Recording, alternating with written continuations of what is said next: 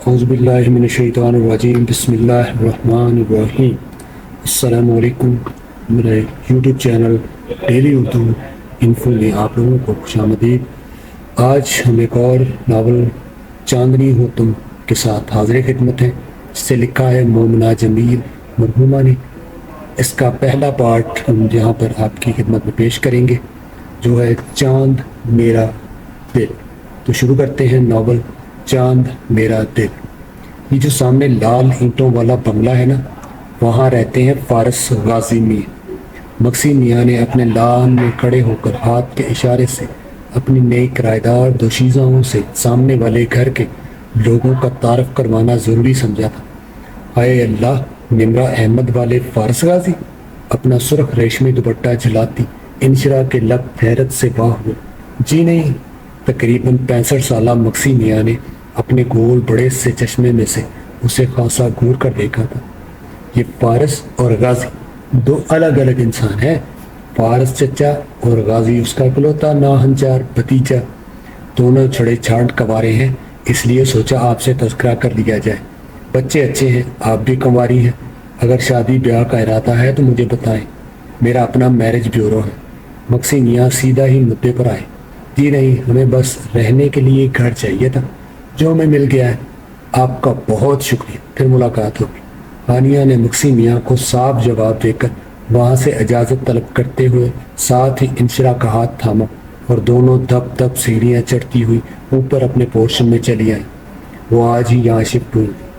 وہ دونوں بہنیں تھیں، ابا بچپن ہی میں انتقال کر گئے تھے، جبکہ اماں کا انتقال حالیہ کچھ عرصے میں قبل ہوا تھا۔ بھائی کوئی تھا نہیں، عزیز و کار یوں بھی ایسے موقعوں پر منہ موڑ ہی لیا کرتے ہیں، سو دونوں پرانا محلہ چھوڑ کر شہر کے تقریباً پوش علاقے میں شفٹ ہو گئی تھی۔ ہانیہ تعلیم مکمل کرنے کے بعد ایک کالج میں لیکچرار کے فرائض انجام دے رہی تھی، جبکہ انشرا ابھی گریجویٹ ہوئی تھی اور ساتھ ہی ایک چھوٹے سے NGO میں پارٹ ٹائم جاب کر رہی تھی۔ ہانیہ کے انکم سے اچھا خاصا گزارا ہو رہا تھا، مگر انشرا کو بھی فارغ بیٹھنا گوارا نہیں تھا، اس لیے وہ بھی اپنی سی کوشش کر رہی تھی۔ آپ بھی ویسے مکسی میاں کچھ غلط بھی نہیں کہہ رہے تھے۔ 28 سال کی ہو جائیں گی اس دفعہ آپ، شادی کا کیا ارادہ ہے؟ مان جائے نا، ہماری زندگی میں ڈھول کی تھاپ گونجے، چوڑیوں کی کھنک، مہندی کی خوشبو مہکے گی۔ انشرا نے وہی ٹاپک چھیڑا جو اماں اور اس کا ہمیشہ سے فیورٹ رہا تھا۔ بڑا شوق ہو رہا ہے تمہیں؟ کہو تو تمہارے ہاتھ ہی نہ پیلے کر دو۔ ہانیہ نے جھاڑو سنبھالتے ہوئے اس پر ہی چوٹ کی۔ واللہ مجھے اپنے ہاتھوں کی پلاہٹ دیکھنے کا بڑا ارمان ہے، پر آپ بڑی ہیں، پہل تو آپ کو ہی کرنی پڑے گی۔ انشرا بھی ڈسٹنگ میں لگ چکی تھی۔ مزدور آ کر سارا فرنیچر ایک جگہ پر رکھ گئے تھے، مگر گھر کی صفائی اور چھوٹے بڑی کئی اشیاء کو ٹھکانے لگانے کا کام فی الحال باقی تھا، سو دونوں اپنے اپنے کام میں لگ گئے۔ ساتھ ساتھ گپ شپ کا سیشن بھی جاری و ساری تھا۔ شادی کرنے کے لیے ایک عدد اچھے سے دلہا کی بھی ضرورت ہوتی ہے، جو تاحال مفقود ہے، اس لیے دن میں خواب دیکھنا بند کر دو۔ یہ بات کہتے ہوئے ہانیہ کی آنکھوں میں خوبرو جوان کا چہرہ ابھر کر ڈوبا تھا۔ اب بہت دیر ہو چکی، سوچ کر بھی کچھ حاصل ہونے والا نہیں تھا، اس لیے وہ ذہن میں آئی ساری سوچوں کو جھٹک کر اچھی طرح رگڑ رگڑ کر جھاڑو پونچھے میں مصروف ہو گئی، جبکہ انشرا فارس غازی کے بارے میں سوچنے لگ گئی تھی۔ مکسی میاں نے پرپوزل دیا تھا، اچھے خاصے سمجھدار بزرگ آدمی تھے، غور کرنا تو بنتا تھا، مگر جب تک مل نہ لیا جائے کچھ بھی سوچنا یا کہنا فضول تھا۔ اس لیے دیواروں میں کیل ٹھونکنے کے وقت اس نے ہانیہ کو مشورہ دیا کہ ڈرل مشین کیوں نہ پڑوسیوں سے مانگ لی جائے۔ ہانیہ نے انکار تو نہیں کیا، مگر اس کار خیر کے لیے اس کو بھیج دیا۔ انشرا کی تیسری بل پر دروازہ کھلا تھا، اندر سے حسین و خوبرو نوجوان برآمد ہوا تو انشرا نے بغور اسے سر تپا دیکھا۔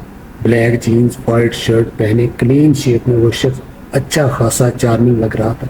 اس کے حلیے سے اس کی عمر 21-22 تو لگ ہی رہی تھی، اگر بھتیجا تھا تو پھر چچا تو یقیناً ہی اس کی عمر سے ڈبل ہوگا۔ اسے سوچ کر جھرجھری لی۔ وہ مایوسی میں گھر کھڑی تھی، جبکہ اسے یوں سوچوں میں گم اپنی جانب تکتے پا کر غازی نے اس کی آنکھوں کے سامنے چٹکی بجا کر اسے متوجہ کیا۔ سوچنے کے لیے اتنی دور آنے کی زحمت کیا آپ نے، حالانکہ یہ کام بخوبی آپ اپنے کمرے میں بستر پر پسار کر بھی کر سکتی تھی۔ وہ دھوپ کی شدت سے اکتا کر بولا تھا، جبکہ انشرا نے خاصا برا منایا۔ آپ کے ہاں مہمانوں سے بات کرنے کی تمیز نہیں سکھائی جاتی؟ وہ تڑکی۔ ضرور سکھاتے ہیں، مگر پڑوسیوں کے ساتھ لینے دینے کی تربیت تو میں نے خاصی مقصی صاحب سے ہی لی ہے، ورنہ پڑوسی اپنے گھر کم اور آپ کے ہاں زیادہ پائے جاتے ہیں۔ خاص طور پر چینی پتی پر تو 50% پارٹنرشپ تو کر کے ہی دم لیتے ہیں، وہ بھی مفت میں، یعنی پروڈکشن زیرو پروفٹ فل۔ مقصی صاحب کے پچھلے کرایہ دار اگر بے حد لیچڑ واقعہ نہ ہوئے ہوتے تو یقیناً غازی آپ سے ایسی بات نہ کرتا۔ غازی کی بات پر انشرا کوئی ری ایکشن دینے ہی والی تھی کہ اس کی پشت پر سے 30-32 سالہ ہینڈسم ہیرو نما انسان مسکراہٹ لبوں پر سجائے برآمد ہوئے۔ آپ فارس ہیں؟ انشرا ساری باتیں بھول کر اس کی شخصیت کے سحر میں گرفتار ہو چکی تھی۔ جی ہاں، میں فارس ہی ہوں، اور معذرت کے ساتھ اس وقت جلدی میں آپ کو جو بھی کام ہے آپ غازی کو بتا دیں، وہ آپ کی مدد کر دے گا، اور اس کی باتوں کا برا مت منائیے گا، دل کا بہت اچھا ہے۔ فارس میاں نے نیچے بھتیجے کا شانہ تھپکوایا اور پیدل ہی گھر سے باہر چل دیے۔ یہ فرمائیے، انشرا فارس کو جاگتے دیکھنے میں ہی گم تھی، جبکہ اس کی سماعت سے غازی کی بیزاری سے آواز ٹکرائی۔ دل تو چاہا کہ کھری کھری سنائے، مگر بہن کا گھر سبسانے کی خاطر صبر کا گھونٹ بھر کر رہ گئی تھی۔ وہ دراصل کیٹ ٹھوکنے دیجیے، ہمارے گھر میں ڈرل مشین بھی لیتے آئیے گا۔ دراصل مقصی صاحب گھر پر نہیں ہے، اور ہم تو ابھی ابھی شفٹ ہوئے ہیں، سامان پوری طرح سے بکھرا ہوا ہے، کچھ پتہ نہیں کون سی چیز کہاں سے برآمد ہوگی۔ انشرا کی درخواست پر بادل نخواستہ وہ اس کی مدد کرنے چلا ہی آیا تھا، اچھی طرح سے کیل لگا کر، ساری پینٹنگ سے دیواریں سجا کر۔ جب فارغ ہوا تو ہانیہ نے اسے زبردستی کھانے پر روک لیا۔ اب وہ ہر لقمے پر واہ واہ کرتا ہوا لذیذ کھانے سے لطف اندوز ہو رہا تھا۔ ہانیہ نے مقصی صاحب کے کچن میں دال چاول بنا لیے تھے، انہیں اب وہ سب مل کر اچار کے ساتھ کھا رہے تھے۔ ایسا عمدہ اچار میں نے زندگی میں پہلے نہیں کھایا۔ کھٹے اچار کا چٹکارا لیتے ہوئے غازی نے کہا، ندیدہ کہیں کا۔ انشرا بڑبڑائی۔ غازی نے ٹیڑھی نظروں سے اسے گھورا۔ یہ اچار میری امی نے بنایا تھا، ان کے ہاتھ کا آخری کھانا، بتاتے ہوئے ہانیہ افسردہ ہوئی۔ غازی بھی جیسے اس کے دکھ کو محسوس کر سکتا تھا۔ میں بہت چھوٹا تھا جب میری امی کا بھی انتقال ہو گیا تھا۔ دراصل اماں اور بابا دونوں کا ہی ایک ساتھ کار حادثے میں جہاں بحق ہونا میرے اور چاچو کے لیے بہت بڑے صدمے کا باعث تھا، مگر زندگی رکی نہیں، اس لیے اب ہم انہیں محبت سے مسکرا کر یاد کرتے ہیں، رو کر یا افسردہ ہو کر نہیں۔ کھانا چھوڑ کر غازی نے ہانیہ کو دلاسا دیا۔ انشرا کو اس کی بات معقول لگی تھی، چپ کر کے کھاتی رہی۔ غازی نے کھانے سے ہاتھ کھینچ لیا تھا۔ میں اب چلتا ہوں۔ وہ اٹھ کھڑا ہوا۔ وہ اگر تھوڑا اچار مل جاتا تو وہ ہانیہ سے ہی مخاطب ہوا تھا۔ وہ کیوں نہیں ضرور کہہ کر اندر کمرے میں گم ہوئی۔ اچار کی برنیاں اس نے کچن کی بجائے کمرے میں سنبھال کر رکھی ہوئی تھی۔ کسی نے سچ ہی کہا ہے، کچھ پڑوسی سچ میں لیچڑ واقعہ ہوتے ہیں۔ پانی پی کر ٹشو سے ہاتھ صاف کرتے ہوئے انشرا نے حساب بے باک کیا تو غازی دل ملا کر رہ گیا۔ تبھی ہانیہ اچار کی برنی اٹھائے اندر سے برآمد ہوئی، جس سے غازی نے شکریہ کے ساتھ وصول کیا اور تیزی سے سیڑھیاں اترتا غائب ہو گیا۔ اچھا لڑکا۔ ہانیہ کے کمنٹس پر انشرا کلسی تو ضرور تھی، پر ہانیہ کے متوقع سسرال کی طرف سے اس کا دل برا نہیں کرنا چاہتی تھی۔ اگر ہانیہ کو منانا پہلے بھی اچھا خاصا مشکل کام تھا، اوپر سے کوئی بھی الٹی سیدھی بات ہو جاتی تو رہی صحیح کسر بھی پوری ہو جانی تھی۔ کھانے کے برتن سمیٹ کر وہ ایک بار پھر گھر کی سیٹنگ میں جٹ گئی تھی۔ چاچو، کیا جٹ پٹا اچار ہے؟ قسم سے کھا کر دیکھے، واہ لذیذہ۔ شرفوں کے بنائے گئے خستہ پراٹھے کا لطف کھٹا اچار دوبالا کر رہا تھا۔ اگلے دن ناشتے پر تعریفیں کر کر کے غازی نے زبردستی فارس کو بھی اچار کھلا ہی ڈالا تھا۔ وہ کھٹی چیزیں کم ہی پسند کرتا تھا، مگر اس اچار میں واقعی کوئی بات تھی۔ وہ تعریف کیے بنا نہ رہ سکا۔ واقعی پیارے نئے پڑوسی کے قدم تو سچ میں مبارک ثابت ہوئے ہیں۔ پورے رمضان کا بندوبست کر دیا، اب سحری اسی اچار اور پراٹھے سے کر لیا کریں گے۔ فارس کو آملیٹ نہیں بنانا پڑے گا، اس لیے وہ خاموش تھا۔ شرف و رمضان اپنے گاؤں میں گزارتا تھا، اس لیے وہ دونوں اپنی سحری و افطاری خود ہی بناتے تھے۔ اس دفعہ بھی شرف و رخت سفر باندھنے کو تیار تھا۔ سال بھر میں 1 مہینہ ہی وہ گاؤں رہ کر آتا تھا، ایسے میں اسے روکنا ان کو مناسب نہیں لگتا تھا۔ ویسے چاچو، چھوٹی والی تو ذرا کھسکی ہے، مگر بڑی بہن ہیرا ہے ہیرا، یقین کریں بہت خوش رہیں گے آپ، شادی کر لیں، کیوں چھڑے چھانٹ رہ کر لوگوں کی حسرت کا نشانہ بنتے ہیں۔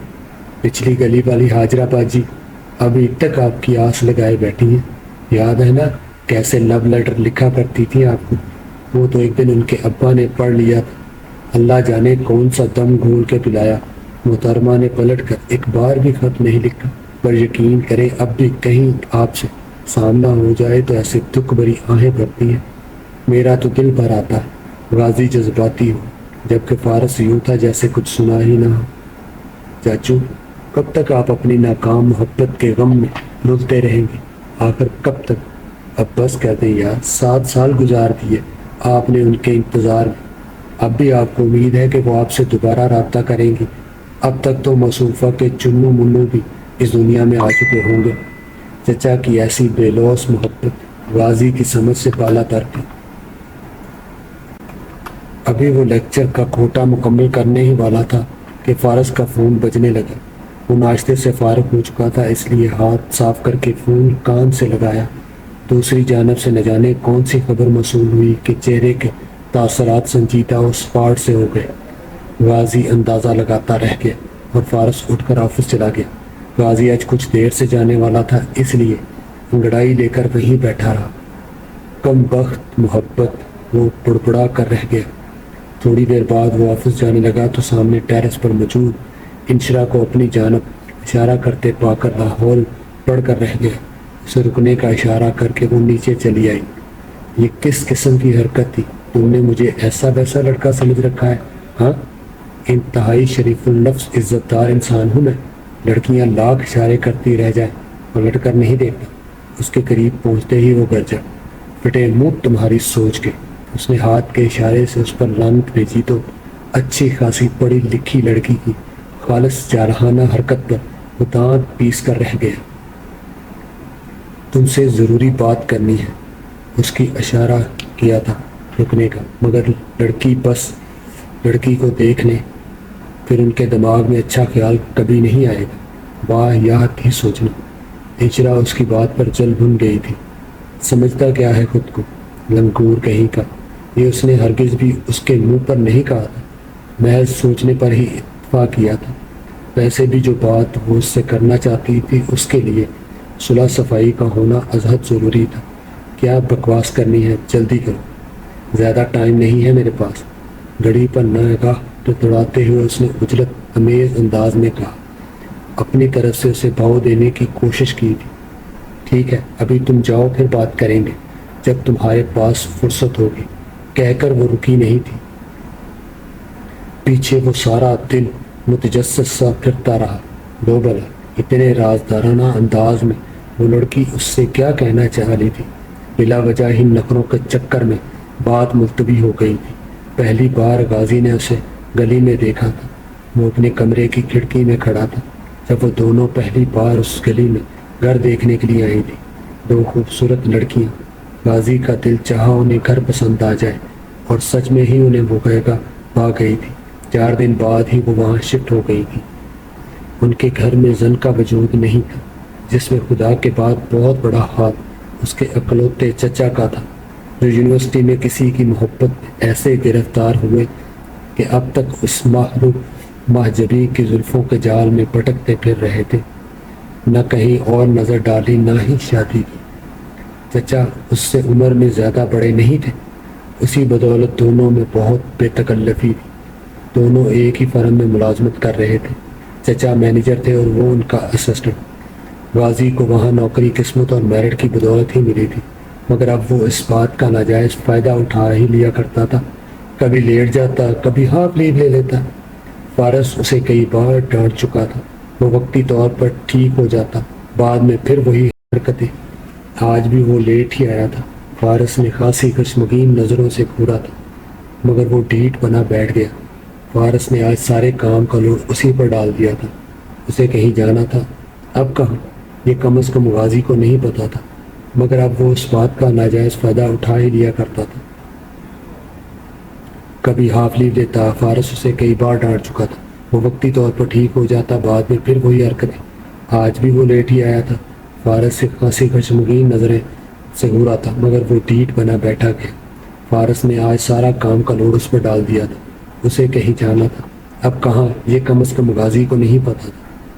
مگر رات کو جب گھر پر ملاقات ہوئی تو اس نے پوچھ ہی لیا، چچا جان کہاں گئے تھے آپ؟ جب سے آئے ہیں منہ اترا اترا سا ہے، یوں لگتا ہے جیسے کوئی آپ کی موٹر سائیکل کی چین اتار کر بھاگ گیا، پھر آپ کو سخت دھوپ میں پیدل گھر تک مارچ کرنا پڑا۔ ایسا کچھ نہیں، فارس نے اس کے فضول سے مذاق کی تردید کی۔ پھر چہرے پر سایہ سا کیوں بنا ہے؟ ایسا لگ رہا ہے کسی نے آپ کی شکل پر گھنٹی باندھ کر زور زور سے بجائی ہو، مرتب آواز آ رہی ہو، ٹن ٹن ٹن۔ اس کی بات پر فارس نے پاس پڑا میگزین اٹھا کر اس کی طرف اچھالا، جسے اس نے کمال مہارت سے کیچ کر لیا تھا۔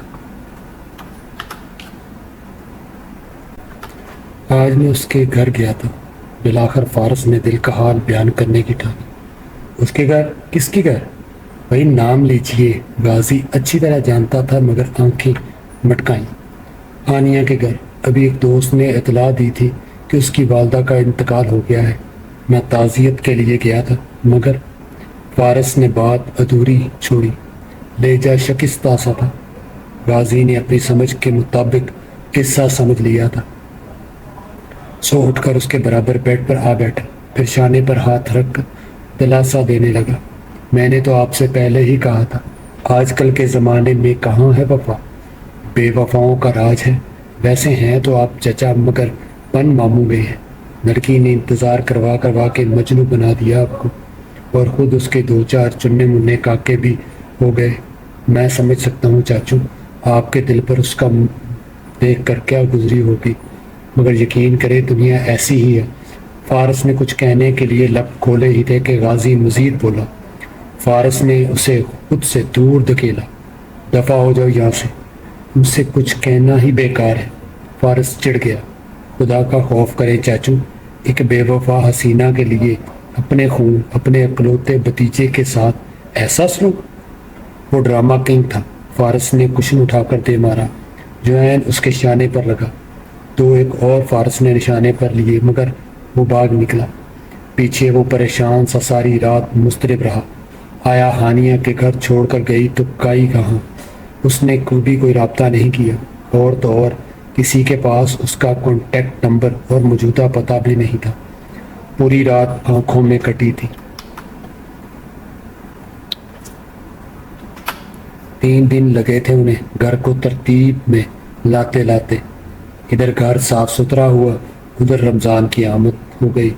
آج پہلا روزہ تھا۔ شدید گرمی میں روزے کے ساتھ دفتر آنا جانا اپنے آپ میں ایک جہاد تھا۔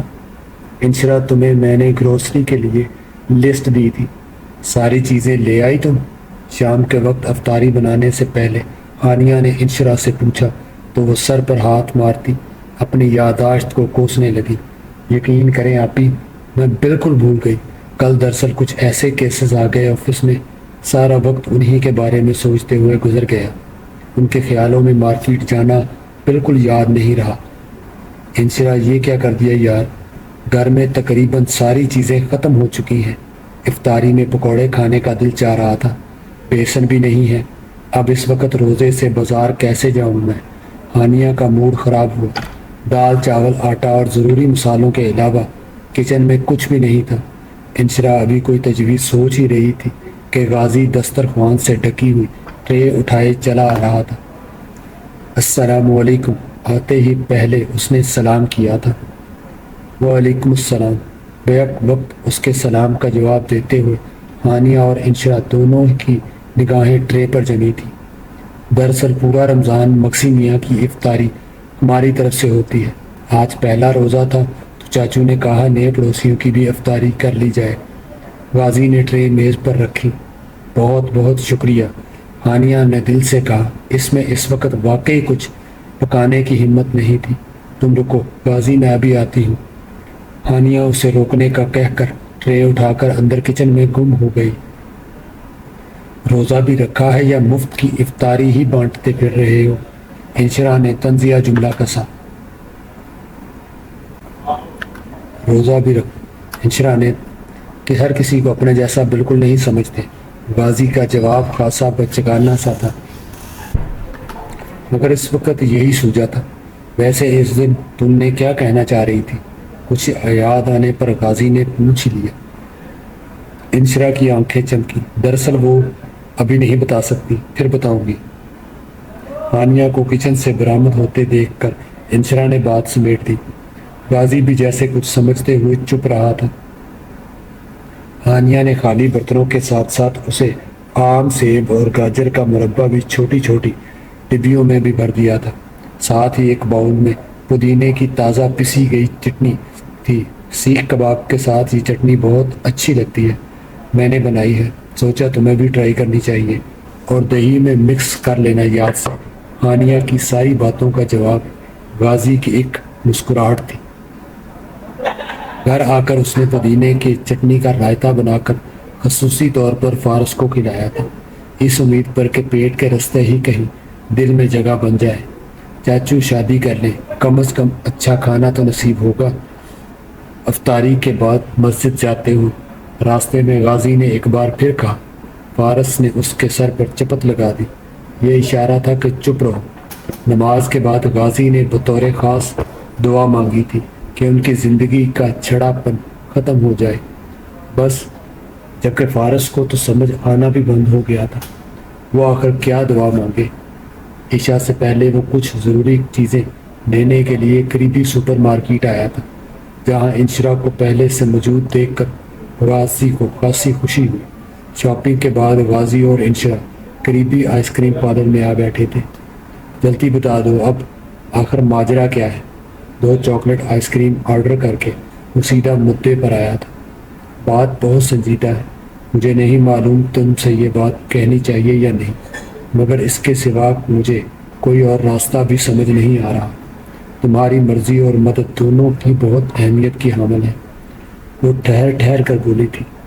بس 1 منٹ یہیں رک جاؤ، کہیں تم مجھے پرپوز تو نہیں کرنا چاہتی؟ نہ سوچنا بھی مت، میں نے فارس چاچو کی زندگی سے بہت بڑا سبق سیکھا ہے۔ یہ عشق وشق کے چکر میں مجھے ہرگز نہیں پڑنا، میں تو بس سیدھا شادی کروں گا، جو فارس چاچو کی شادی سے پہلے ہرگز ممکن نہیں۔ غازی کی جو سمجھ میں آیا اس نے کہہ دیا۔ اسے اس لڑکی سے خطرہ ہی تھا۔ جب سے اس سے ملا تھا دل میں عجیب سی ہلچل پیدا ہو گئی تھی۔ قریب تھا کہ انشرا اسے سخت سناتی کہ ویٹر آئس کریم لیے چلا آیا۔ انشرا نے خود کو بڑی مشکل سے کنٹرول کیا۔ نہیں یار، مگر وقت کی نزاکت کو سمجھتے ہوئے وہ غصہ پی گئی۔ یوں بھی ماہ رمضان تھا، نیکی کے ماحول کا اثر اس پر بھی ہوا ہی تھا۔ میں تمہاری نہیں، تمہارے چاچو کی بات کر رہی ہوں۔ انشرا کی بات پر غازی کو زوردار جھٹکا لگا تھا۔ کیا مطلب؟ تم چاچو کے لیے پرپوزل لے کر آئی ہو؟ غازی کو آئس کریم کا ذائقہ یک لگ زہر لگنے لگا۔ ہاں دیکھو، تمہارے چاچو سے پرفیکٹ لڑکا مجھے اور کہیں نہیں مل سکتا۔ انشرا کی بات پر غازی تپ گیا۔ کیسی بے حیا لڑکی ہو تم، اپنے منہ سے اپنا رشتہ مانگ رہی ہو؟ بکلم خود، یعنی کہ حد ہو گئی ہے۔ یہ آج کل کی لڑکیاں، توبہ کتنی بکواس کرتے ہو تم۔ غازی، میں اپنے رشتے کی بات نہیں کر رہی، میں ہانیہ آپی اور فارس بھائی کے رشتے کے بارے میں سوچ رہی ہوں۔ مگر تم سے کچھ بھی کہنا فضول ہے۔ وہ برا مان کر اٹھ کھڑی ہوئی، پرس اور سامان اٹھایا اور باہر نکل گئی۔ غازی نے بھی جلدی سے بل پے کیا اور اس کے پیچھے لپکا۔ مجھے یقین نہیں ہو رہا، ایک وقت میں ہم دونوں نے ایک ہی بات سوچی۔ میں تو خود فارس چاچو کو بول بول کر تھک گیا ہوں کہ شادی کر لے، مگر جناب ہیں مانتے ہی نہیں۔ ان کا بھی قصور نہیں، وہ محبت میں دھوکہ کھا چکے ہیں، اس لیے اب رسک لینے کو تیار نہیں ہے۔ غازی اس کے ساتھ ساتھ چلتا کہہ رہا تھا۔ انشرا نے رک کر اسے گھورا۔ اتنے مینرز نہیں کہ ایک لڑکی سے سامان ہی پکڑ لو، اس کی بات پر غازی نے سر کھجاتے ہوئے بھاری بھرکم لفافے اٹھا لیے۔ ایسا ہی کچھ ہانیہ آپی کا کیس بھی رہ چکا ہے ماضی میں، لیکن رات گئی بات گئی۔ اب ان دونوں کو اس قصے پر مٹی ڈال دینی چاہیے۔ تھوڑا ریلیکس ہوتے اب انشرا فٹ پاتھ پر غازی کے ساتھ چہل قدمی کرتے ہوئے کوئی اسکیم پلان کرنے کی کوشش کر رہی تھی۔ ان کو محبت کی گری ہوئی عمارت کے ملبے سے نکالنے کے لیے ہمیں کوئی خفیہ اسکیم پلان کرنی ہوگی، ورنہ تو فارس چاچو کا ماننا مشکل ہے بہت۔ غازی نے صاف گوئی سے کام لینا مناسب سمجھا۔ آپ بھی تو نہیں مانتی، لیکن میرے ذہن میں ایک ترکیب ہے جس سے دونوں مان جائیں گی۔ انشرا نے لگ کچلتے ہوئے اسے اپنے دماغ میں چلتی سوچوں سے آگاہ کرنا چاہا۔ اور وہ کیا اسکیم ہے؟ غازی ہمتاً گوش تھا۔ تمہارے چچا تمہاری خاطر بہت بڑی سی قربانی دے سکتے ہیں کیا؟ انشرا نے جیسے تمہید باندھنے کی کوشش کی۔ چاچو اپنے جگر ہیں، کچھ بھی کر سکتے ہیں میری خاطر۔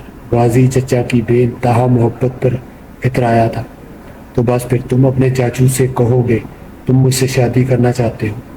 تمہارے چاچو رشتہ لے کر آئیں گے تو میں شرط رکھ لوں گی کہ وہ ہانیہ آپی سے شادی کریں گی، تب ہی میں ان کے بھتیجے کے بارے میں سوچوں گی۔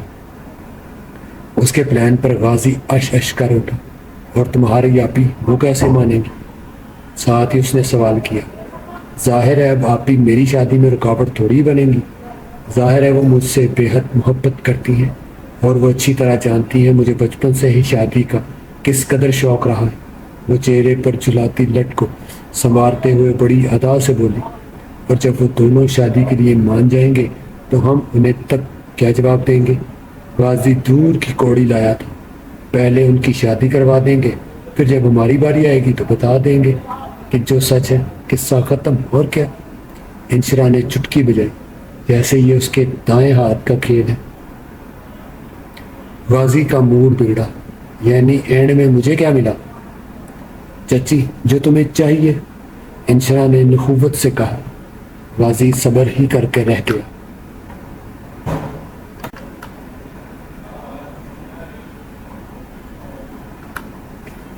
مگر واقعی بات اس کے دل کو لگی تھی۔ ویسے بھی وہ اکلوتے چچا کو کسی بے وفا کے ہجر میں گلتا اب اور نہیں دیکھ سکتا تھا۔ وہ گھر آیا تو فارس کو افسردہ شاعری کی کتاب پڑھتے پایا۔ ناکام عاشقوں کے اس دکھیارے روح سے نفرت ہے مجھے بھائی۔ بچی نہیں ملی تو دفعہ مارو، آگ لگاؤ، نام نہ لو، یاد نہ کرو۔ غازی کا انداز بے حد دل جلا تھا۔ جواب میں فارس کی ٹھنڈی ٹھار آہ بھرنے پر وہ مزید بد مزہ ہوا۔ بینڈ باجا بارات کا بندوبست کر لیں چاچو۔ کیوں بھائی؟ فارس اس کی بات پر ٹھٹکا۔ میری دلہن لے کر آنی ہے، دھماکہ کرتے ہوئے غازی بڑا پرسکون تھا۔ کہاں سے؟ فارس کو اس کی بات پر یقین نہیں ہوا تھا۔ بونگی سمجھ کر شکی نگاہوں سے گھورنے لگا۔ وہ ہے نا سامنے والے گھر میں نئے پڑوسی؟ ارے بھائی وہی لڑکی جو اس دن گھر پر آئی تھی، اپنی انشرا۔ غازی کہتے ہوئے تھوڑا شرمایا لچایا تو فارس کو یقین کرنا ہی پڑا۔ ابھی تک تو پرائی ہی ہے، البتہ مکسی میاں سے بات کرنی پڑتی۔ پھر دھڑلے سے اپنی کہنا۔ فارس کا اشارہ وہ سمجھ گیا تھا۔ کوئی ضرورت نہیں، مکسی میاں کا کیا کام؟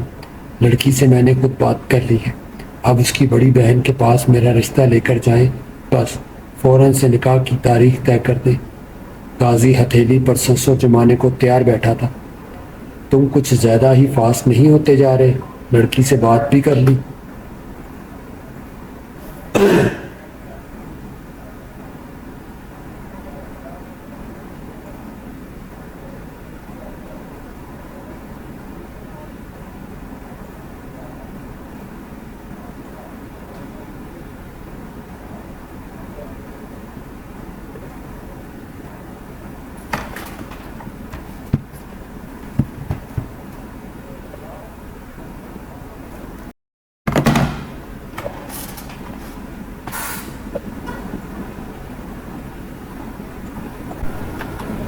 فارس کو دال میں کچھ کالا لگ رہا تھا۔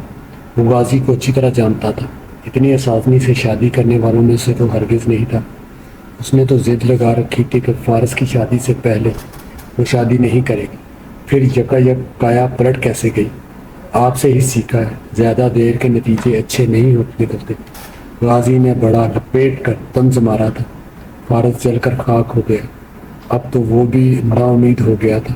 ہانیہ کا کچھ اتا پتہ نہیں تھا، اوپر سے غازی کی نیگیٹو باتوں سے اس کی ہمت بالکل ہی توڑ دی تھی۔ ابھی آپ کے لیے پرپوزل آیا ہے۔ رات کو سونے سے پہلے انشرا نے ہانیہ کو جا لیا۔ ہاں، میرا رشتہ کس بے وقوف نے مانگ لیا؟ وہ مذاق سمجھ کر ہنسنے لگی۔ غازی نے، ہیں پاگل ہوئی ہو، وہ تو بچہ ہے بالکل۔ ہانیہ نے فوراً اعتراض کیا۔ ارے نہیں آپی، غازی نے اپنے چچا کے لیے پرپوزل مانگا ہے۔ انتہائی ڈیشنگ انسان ہے وہ، یہی نہیں بہت سلجھے ہوئے، تہذیب یافتہ اور پڑھے لکھے بھی ہیں۔ یہ دیکھیں تصویریں۔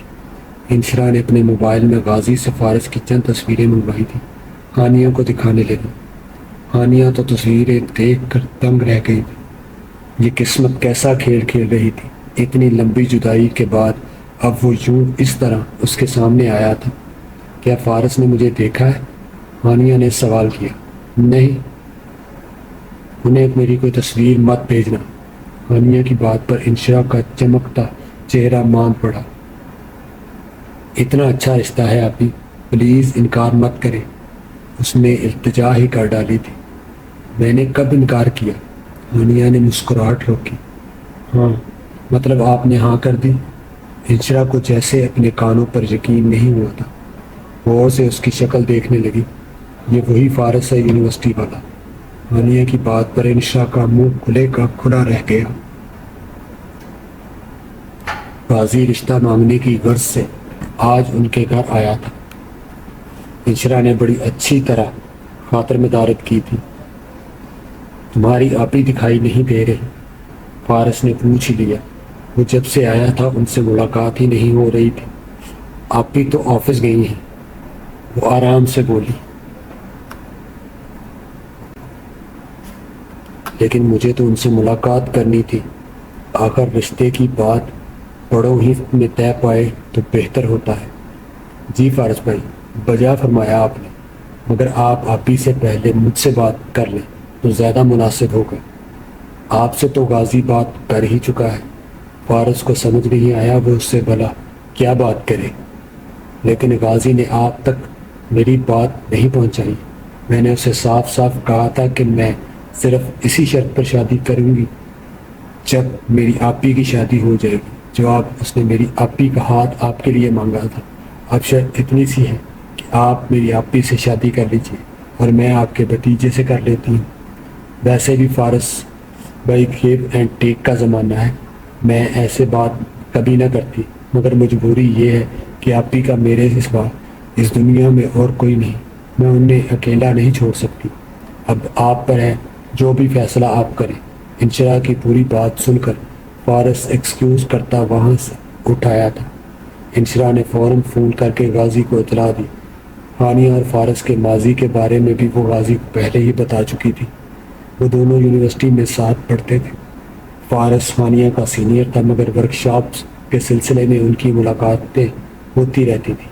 ملاقات میں کب جذبات پیدا ہو گئے پتہ ہی نہ چلا۔ وہ دونوں ہی ایک دوسرے کو چاہتے تھے۔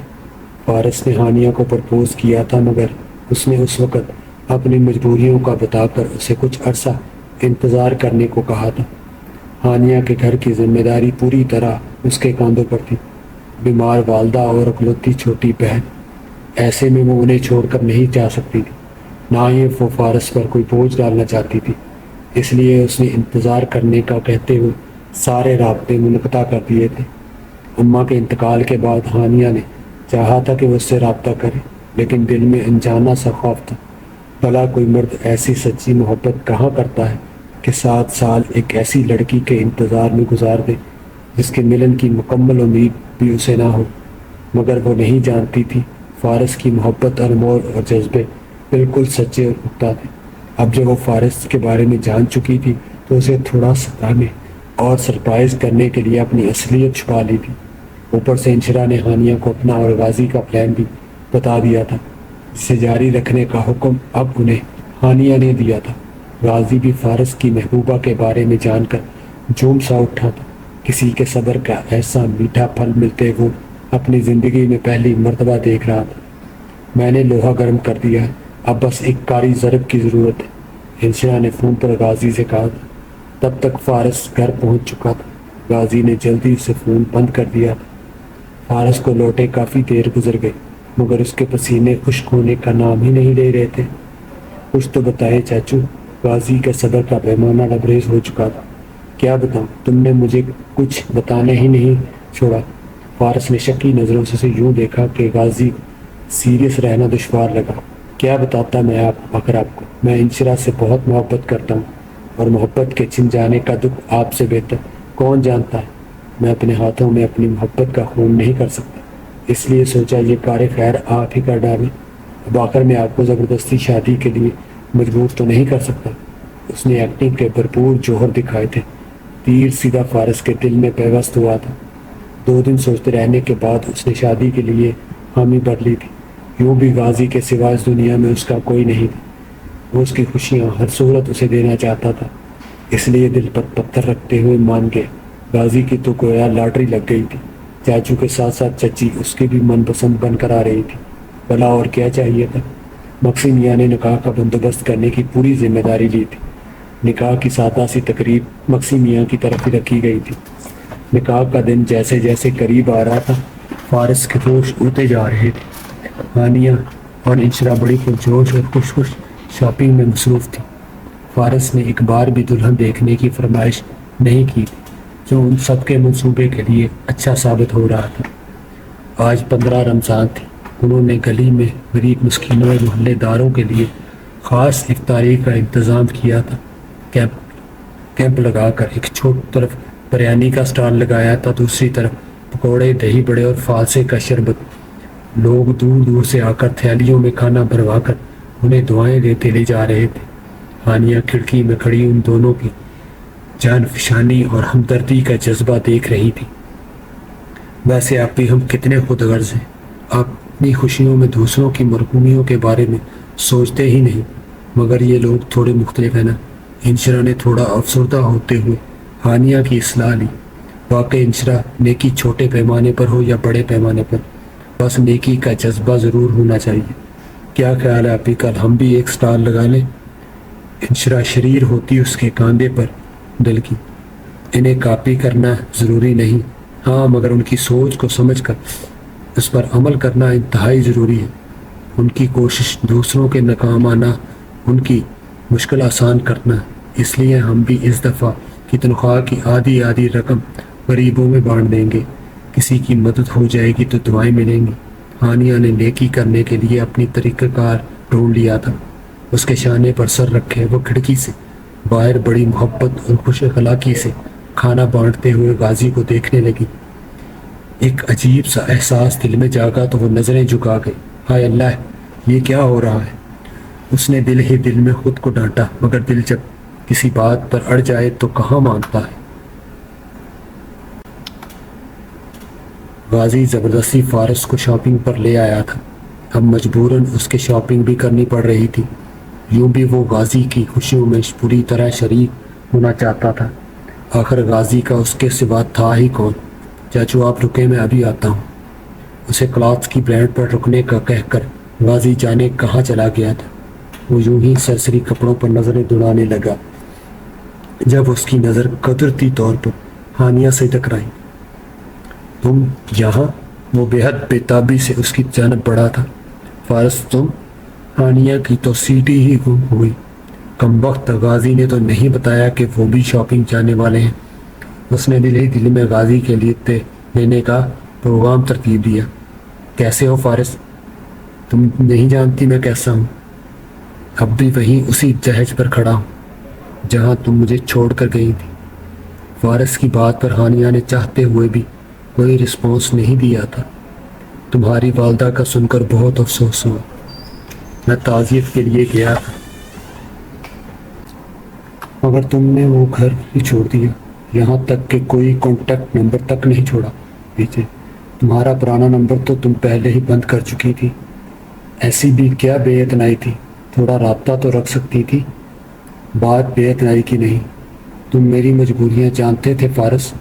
اگر میں تم سے رابطہ رکھتی تو مجھے اپنے کمزور پڑ جانے کا ڈر تھا، بس اسی لیے کبھی بات نہیں کی۔ خیر تم بتاؤ، شاپنگ پر اکیلے آئے ہو؟ ہانیہ نے اچانک کی بات کا رخ بدل دیا۔ نہیں، غازی کے ساتھ آیا ہوں۔ لیکن تم یہاں جینٹس کارنر پر، خیریت؟ فارس کا انداز ہانیہ نے بخوبی سمجھ لیا تھا۔ ہاں، میں اپنے ہسبینڈ کے لیے شاپنگ کرنے آئی تھی، وہ بھی ساتھ ہی آئے ہیں۔ Excuse me? بڑا سا جھوٹ بول کر اس کی حالت کا لطف لیتے ہوئے ہانیہ آگے بڑھ گئی تھی، جبکہ فارس کا انتظار اس کے منہ پر تمانچے کی طرح پڑا تھا۔ اب کہ اس نے نکاح کا مضبوط ارادہ بنا لیا تھا، اسے نہ مل سکی تو کیا ہوا، غازی کو تو اس کی چاہت ضرور ملنی چاہیے تھی۔ غازی اوپر پرفیوم کارنر پر تھا جب اس کی ملاقات انشرا سے ہوئی۔ لان اوکے جا رہا ہے میں؟ انشرا نے سب ٹھیک ہے پوچھنا چاہا۔ ہاں سب کچھ ٹھیک ہے، مگر کیا؟ انشرا کو غازی کے مگر کہنے پر فکر مندی لاحق ہوئی۔ میں وہ کہنا چاہ رہا تھا کہ جب فارس چاچو کے سامنے ہم نے نکاح سے انکار کیا اور ہمارا جھوٹ کھلا تو وہ تو بہت بری درگت بنائیں گے میری۔ غازی نے انشرا سے کیا اگلوانے کی کوشش کی تھی، اس کو خبر اسے نہیں تھی۔ اگر ہوتی تب بھی وہ اس کے اپنے دلی کیفیت کا پتہ اتنی آسانی سے ہرگز نہ دیتی۔ سو تو ہے کہہ کر چپ ہو رہی۔ نکاح ٹوٹنے کے خیال سے دونوں کی جان جا رہی تھی، مگر بلاغ کے ضدی تھے، اقرار کرنے پر تیار ہی نہیں تھے۔ ویسے تم اکیلی آئی ہو؟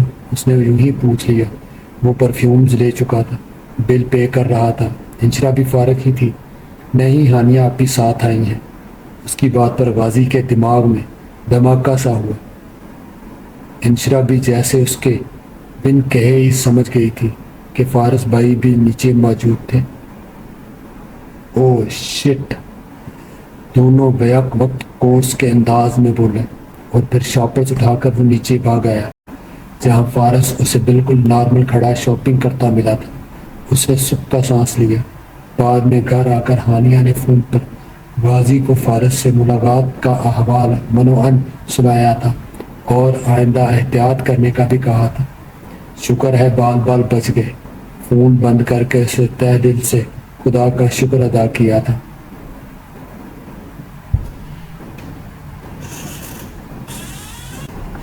اللہ اللہ کر کے نکاح کا دن بھی آ گیا۔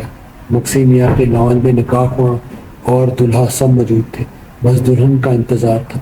فارس انتہائی افسردہ سا بیٹھا ہوا تھا۔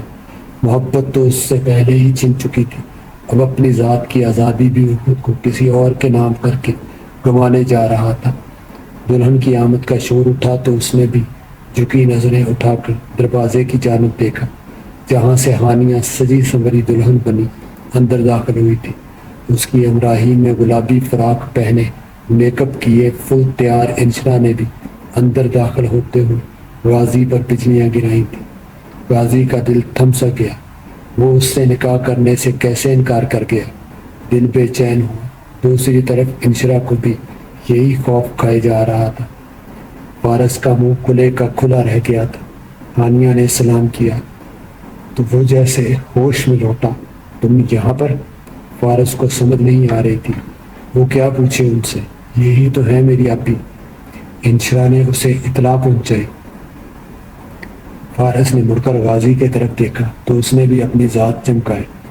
ایسا خود غرض بھی نہیں ہونا میں چچو، غازی نے کالر کھڑے کرتے ہوئے ترنگ میں کہا تو فارس کشن اٹھا کر اسے مارنے کو لپکا، جبکہ غازی اپنے بچاؤ کے لیے ہانیہ کے پیچھے جا کھڑا ہوا۔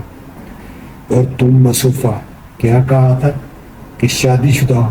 فارس غازی کا پیچھے چھوڑ کر ہانیہ کا سر ہوا تو اس نے بڑی معصومیت سے اپنے کان کی لویں چھوتے ہوئے معذرت طلب کی۔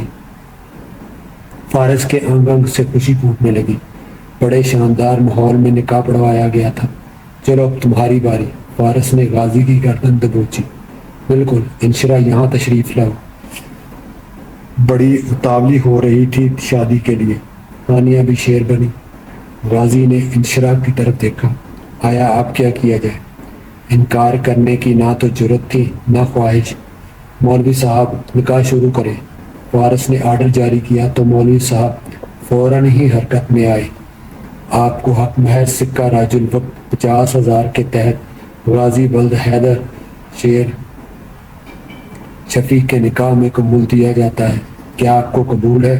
مولوی صاحب کے سوال پر انشرا کو جب چپ لگ گئی تھی اور غازی کا دل بڑی رفتار سے دھڑکنے لگا تھا، آواز اس کے کانوں تک آ رہی تھی، دھک دھک دھک، قبول ہے۔ بخیر و خوبی دونوں نکاح اختتام پذیر ہوئے تھے۔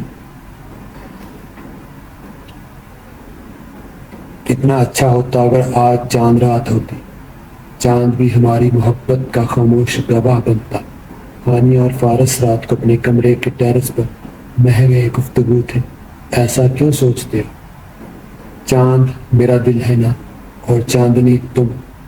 فارس کی بات پر ہانیہ شرمائی۔ ویسے تمہارے ڈائلاگ اب بھی کافی امپروو ہو گئے ہیں، ہانیہ نے اسے چھیڑا۔ یونیورسٹی کے زمانے میں تم نہایت سستی لائنز مارتے تھے، انہی سستی لائنز پر مرتی تھی تم، تمہیں یاد ہو کہ نہ یاد ہو۔ وہ سر دھنتے ہوئے چہکا۔ ویسے تم مربع بڑا اچھا بناتی ہو، اور چٹنی بھی، مگر میری زندگی کو ہجر کے گرائنڈر میں جو رگڑا ہے تم نے، اس کے لیے تو تمہارا کوئی جواب نہیں۔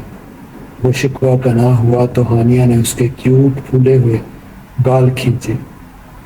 گزرا ہوا زمانہ یاد کر کے کیوں جلنا کوئنا، اب تو سب کچھ ٹھیک ہو گیا، انفیکٹ پہلے سے بھی زیادہ، کیونکہ پہلے میں تم پر اتنا ٹرسٹ نہیں کرتی تھی، لیکن اب تمہارے سوا کسی پر بھروسہ نہیں کر سکتی۔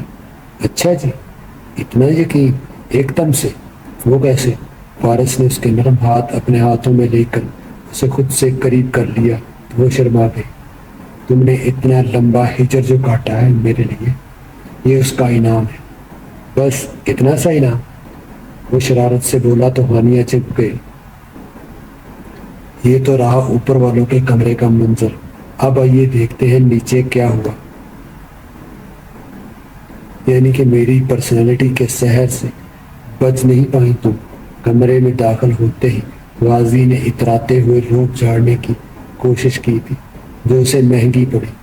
شکل دھو کر رکھو، تم نے مجھے بیوقوف سمجھا ہے؟ میں انکار کر دیتی اور تم معصوم بن جاتے فارس بھائی کے سامنے۔ مجھے تو تمہاری نیت خراب لگتی ہے، تم نے اتنی آسانی سے جی قبول ہے کیسے کہہ دیا؟ انشرا نے اس کی نقل اتار دی۔ واہ نیسنی بلی، سمجھ گیا تھا میں تمہاری چال، تبھی سمجھ گیا تھا، اس لیے تو میں نے بھی ہاں کر دی۔ غازی نے پینترا بدلا۔ دونوں کی محبت ہو گئی تھی اور دونوں ہی اعتراف کے لیے ہرگز تیار نہیں تھے۔ یہ پکڑو اپنا تکیہ اینڈ تخلیہ۔ انشرا نے ایک تکیہ اسے تھمایا اور جانے کا حکم دیا۔ ایکسکیوز می، یہ میرا کمرہ ہے، غازی نے جیسے اسے یاد دلانا چاہا۔